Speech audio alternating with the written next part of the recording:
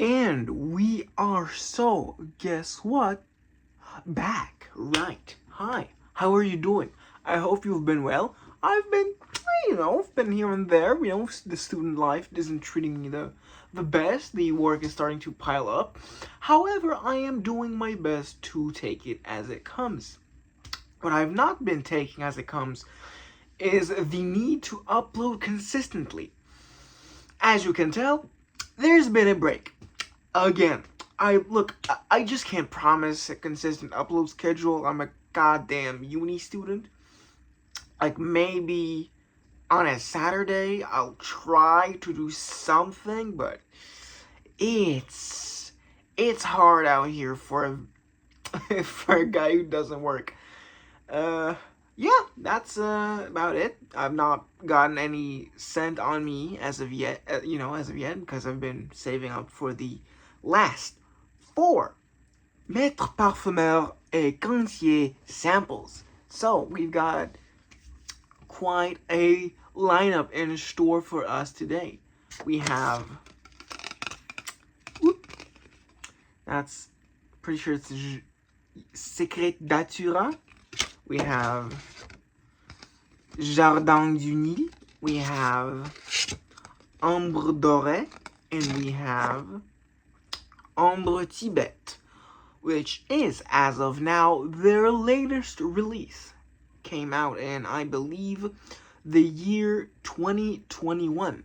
You can see also that this isn't an atomizer, which is frustrating, because if you've been keeping up with the sporadic release of the Maître Parfumeur et Gantier sample series, you could notice these aren't atomizers. They're stupid fucking dabber samples. Could you maybe make all of them atomizers? MPEG, please. You're running a legitimate business, right? You're not fucking LS out here with the dingy samples that break and just don't fucking work, are you? No! You're French. You're classy. You're Maître Parfumeur et fucking Gantier. Get your shit together, huh? Alright. How I'm going to do this is much like the first part of the Maître Parfumeur et Gantier impression series. I will alternate between warm and cool. Let's start, however, with a cool-ish fragrance. Basically, I mean not with ambers. So, Secrete Datura. Both beautiful and dangerous, the Datura flower, so-called divine flower, has seductive properties probably connected with the mystical accents of its fragrance. Don't put probably. It makes your brief sound unsure, like an intern came up with this. And maybe you did, but don't fucking write it out like it is, man. Proofread your shit. As I've said many times. Enthralled by its enigmatic aura, Maître Parfumeur et Gantier has placed the heart of this flower in a cloud of neroli elegantly coated with an emanation of cloves. Again, just, a powerful and mysteriously floral perfume which won't disclose itself. Again, you're kind of throwing out nouns and adjectives and fix your briefs. So the top notes are leaf green, aldehyde, lemon, and heliotrope. No th or an e at the end. The heart notes are Datura, neroli, or neroli, if you want to be a little Italian about it. Absolute jasmine. My dear friends at MPEG, Jasmine Absolute would have been the correct ordering of this. And then Hyacinth. Ooh, I love Hyacinth. Great flower. Looks pretty. I think there's a lot of it in Israel. Yeah, there's a lot of it in Israel, I'm pretty sure.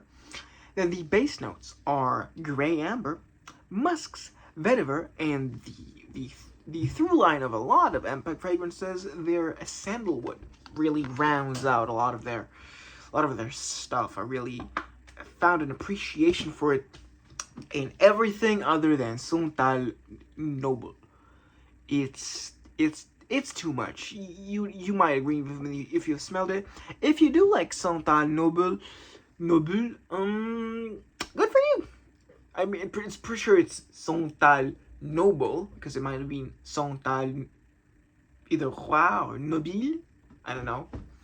Maybe it is Noble. It's just, I don't know. Maybe I choose to pronounce it as Santal Noble, because I don't know how to Frenchify Noble.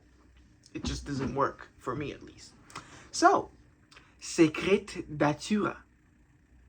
Let's jiggle my neck. Oh, okay. We've opened it. And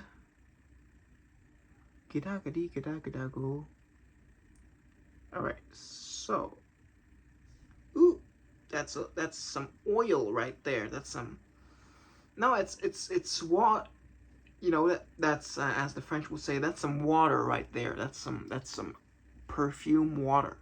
Actually, it's bathroom water, because the French, it's not toilet water, it's bathroom water, because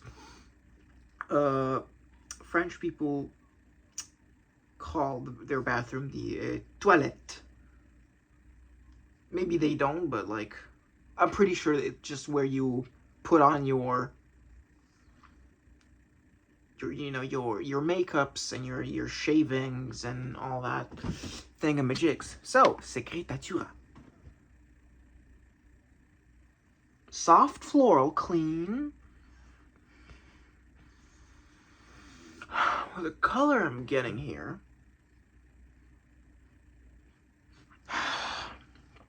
it's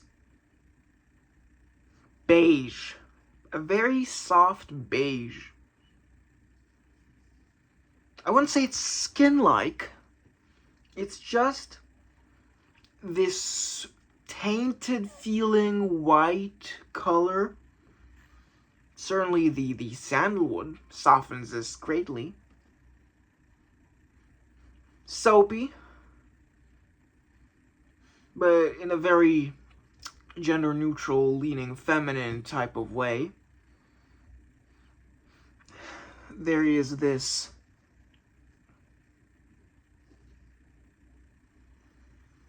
how should I describe it? There's this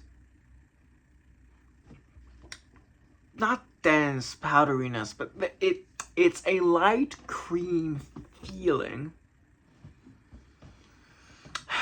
Very elegant, very beautiful. I do enjoy this. It's on the sweeter side, but it's not cloying. None of the Maître Parfumeur fragrances are particularly cloying, other than maybe Ambre definitely pushing it, and maybe Bois du Turc if you don't like the kind of boozy thing that it has.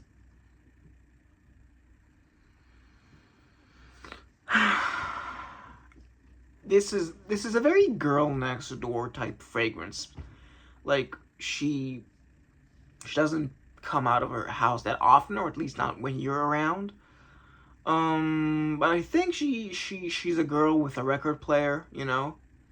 She's got her Simon and Garfunkels, her, oh, honestly, she smells like she listens to Tracy Chapman, you know, You Got a Fast Car, and all the other songs that she definitely has. I've just not listened to. Man, she's not criminally underrated, but I don't hear people talk about Tracy Chapman other than Fast Car, and I'm guilty of that 100%. It's just, you know, a lot of this feels very folk revival-y, but more elegant, you know. It's folk revival with a black turtleneck. Does that sound annoying to you? Go ahead, be in with it. I'm attracted to the scent, I have to say. It's a very slow burn in terms of an attraction, you know. I feel like I'd catch feelings like a month into getting to know this person, there'd just be this watershed moment. Like, not particularly something that just makes me click. It probably would be something like a gradual escalation, and then I just get it. There's just this getting it. Very, very beautiful. Secrete Datura. A solid release. Definitely leans feminine. So if you're a guy who isn't the most confident in wearing florals, I'd tell you to steer clear of Secrete Datura because it doesn't shy away from its femininity. But yeah, Secrete Datura, subtle elegance, girl next door type stuff. Very good, very, very good. Secrete Datura gets a good rating out of me. A solid good rating. I'm not quantifying it in any numerical sense. Next up, we got Ambre Dore. That means golden amber for the uninitiated. You could probably find that out with the Google Translate. I shouldn't be I shouldn't be making fun of that. So, Ambre Dore. The Orient has long been known for this attachment to perfume. Its attachment. Sign of wealth and refinement. As a sign of wealth and refinement, maybe, but again, kind of a clunky sentence. Maybe fix that. Maître Parfumé et Gantier has chosen the Oud, also called the Emir's Wood, to orientalize one of its fetish harmonies and give birth to Ambre Dore. You guys can see the problem, hear the problem in the blurb. I shouldn't have to point it out. Perfume lovers would find in this eau de parfum a profusion of precious essences for a unique composition. The top notes are styrax, geranium, and sage. The heart notes are amber, oud, coriander, and saffron. Oh my god, coriander! I hate it. I'll be real. I hate coriander. It tastes awful. If you're one of the people who has the gene that makes it taste like soap, shout out in the comments. It's horrible. It's cilantro for our American friends. And saffron with the base notes of sandalwood, again the through line, vetiver, and myrtle. So, Ambre Dore. Let us Ambre Dore. Sorry, it's I shouldn't be allowed in a 10-foot radius of a stand-up club. They'd kick me out for this generation would call it posting cringe. So let's dab a little more. I'm already getting some whiffs of, and I'm incredulous about it. Go. It is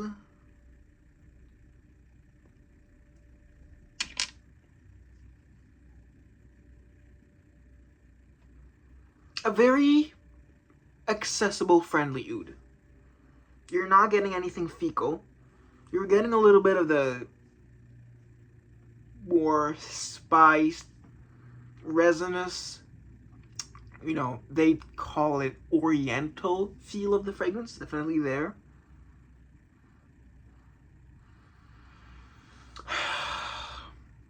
Very woody.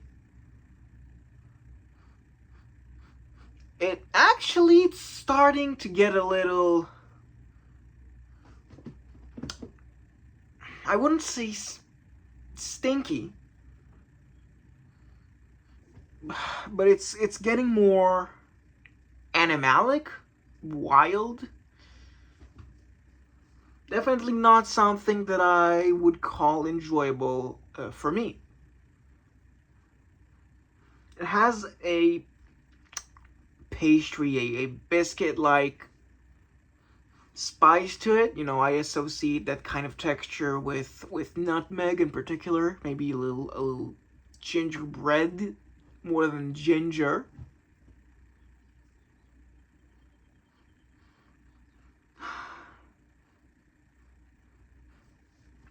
It is how should I say, sort of ambery, but more in its color rather than its texture. Gotta say, I don't vibe too much with Ambre Dore. It is, again, in the Maître Parfumeur Gantier tradition, very smooth, very classy. It's not what I would call a Middle Eastern oud. You know, it's not beating you in the face with cheese or mushroom or any of those, you know, super funky notes that oud has really like. It's very accord. It's a very oud accord type of oud, you know? It's not, doesn't wow me too much. Like, I really don't have a lot to say about Ambre Dore. I'm sorry. I should say more, because this is a first impression. I should, you know, give you what I'm smelling, but it's genuinely just decent. Just decent. If you like oud fragrances, like, if you like the idea of oud wood, but you want something that is quieter, something that is not as, I'd say, brash, because even if it is classy, there is this piercing quality to oud wood that this doesn't have. It is more ambery, it's a little more biscuit-like. Yeah, in terms of an accessible oud, I'd say this is a bang-up job. I'm just not particularly moved. I'm not. So yeah, that is Ambre Dore. Kind of disappointing. But again, if you like it, good for you. No, shh, my Ambre Tibet atomizer almost rolled off. That would have been really awkward, wouldn't it? Wouldn't that have been, huh? Oh, this looks like a very fresh release. Look at the color of this. Hang on. Look at the color of this. The juice. It's very clear. So, Jardun du Nid.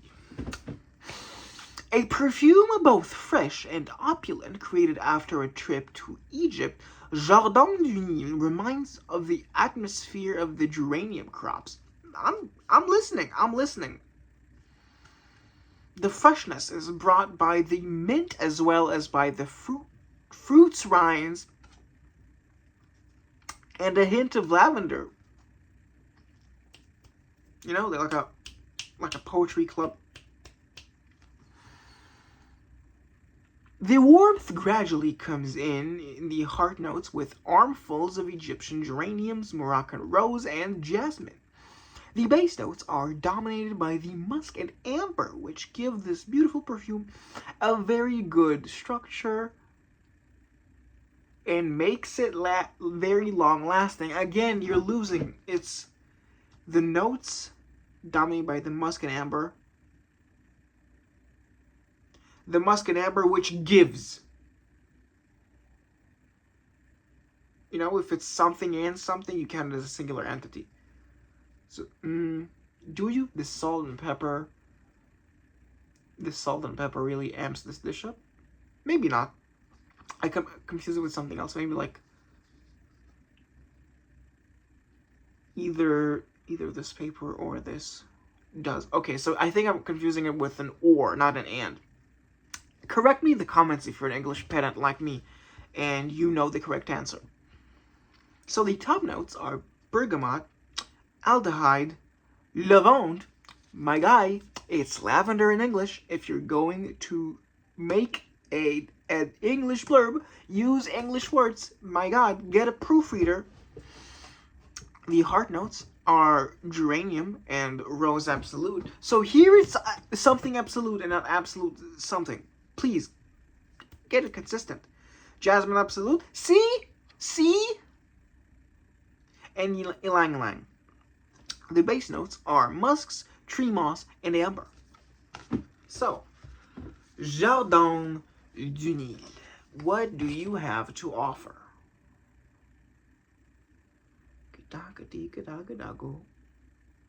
And this, we're slowly but surely making our way through the last video of this series. Are you sad? Or are you just glad it's over? Personally, a bit of both. Again, don't mean to engagement bait, but put it down in the comments. Yeah. Alright. Man, I really hate these dabbers. They're just not good for anything, really. So, Jardun du Nil.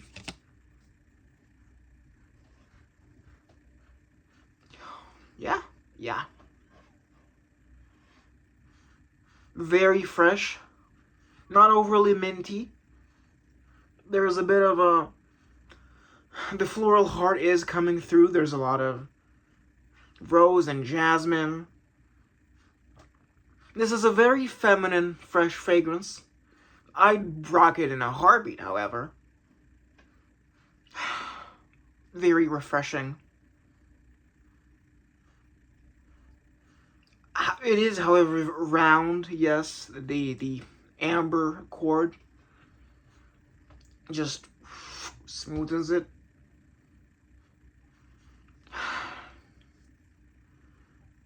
This is another very kind of girl in white perfume. It's not as girl in white as something like a Kalesh or a Chanel No. 5.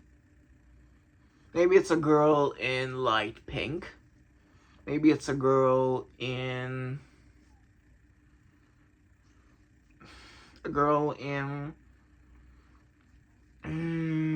like a cream orange, maybe. No, it's not giving orange creamsicle. It's not beige, because it's a little more. It's got a little more zing to it. Yeah, it's a girl in light pink. Yeah. Very pretty. The rose is starting to come through here more. Like the kind of rose that they used in Rose Pilon. It's starting to shine a little more.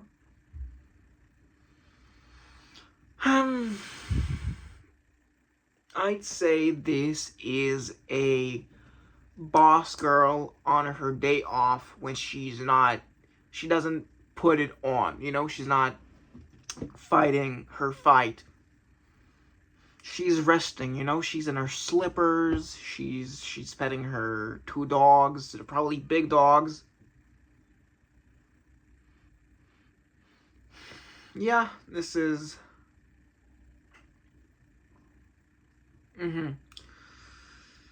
So, okay, so what Garrigue did to a fougère scent, Jardun du Nil is doing to professional like boss girl scents. Very enjoyable. I'd wear it, but again, leans feminine. Ooh, I stubbed my pinky toe. Oh, sorry, you didn't have to see my face that close up. Yes. I need to have a good long talk with this boss bitch. Not the other boss bitch, which we are all familiar with in the perfume community and have our opinions on it. Yes, this is a very boss woman fragrance, boss woman in her Zen era. Lovely, lovely stuff. Which leaves us, in very good pace, 25 minutes, to our last fragrance of the series. Are you sad? Nah, this is not that important to be sad over. Ambre Tibet, the latest release as of now, and the only one with an atomizer, MPEG. You can't see this, but I'm very, very, very annoyed. Like, you could have at least made this a dabber so I couldn't, hope. I shouldn't, couldn't have, the dream of getting, atomizers for everything. But this is in a way almost worse than, having all of it be dabber samples. Because you've given me hope. And I know in my heart of hearts you're not gonna give me what I want. Anyway, Ambre Tibet. Very, very wonky atomizer. Very, very wonky.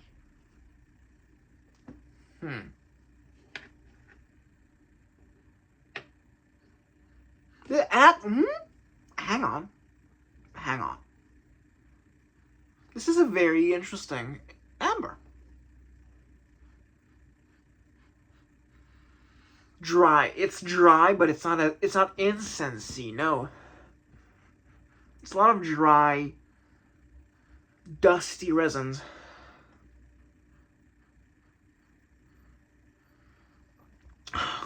It has almost like a red spice. Yeah, it is not Christmas spices. It's almost like an Indian or Chinese spice market. But it's not overly culinary. I don't know if I'd, think necessarily of Mongolian beef when I'm smelling Ambre Tibet. Certainly not the most orthodox amber fragrance. Admirable attempt. It is novel, at least to my nose. It's still definitely an amber. I think it's even more of an amber than Ambre Dore. Which, hang on. Nose is overwhelmed.